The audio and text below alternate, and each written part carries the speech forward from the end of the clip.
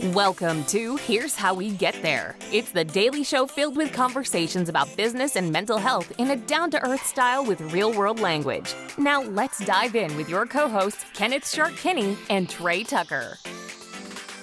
All right, Trey, if you had to change your first name to something other than Beauregard, which is your actual first name, right? Or no, Well, if you had to change your first name, if you could change your first name without having to go through the legal proceedings to something else, what would you change it to?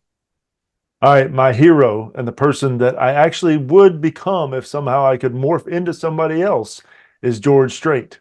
So if somebody makes me change my first name, then I'm going to do that. Name myself George in honor of George Strait. The man, he's a man's man. He is a true cowboy. He actually does rope and ride. He doesn't just wear the cowboy hat to look like he's a cowboy. He really is one. He's got all kinds of hit songs. Basically any quality that I would want to adopt into myself, he has them. And of course, I love his music. So as my tribute, I would go with him. And fun fact, I actually did get to use his name in a situation where I was on a human trafficking rescue trip where they needed us to use fake names, and I used George. So if I wanted to be more popular, I was thinking about changing it to Dolly Parton.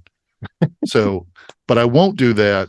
Honestly, probably the name that I wanted to, and I kind of got in a battle with my wife when we were naming our son, is I wanted to name him Jordan.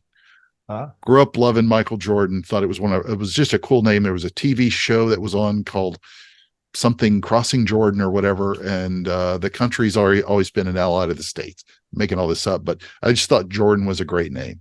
And I really wanted that.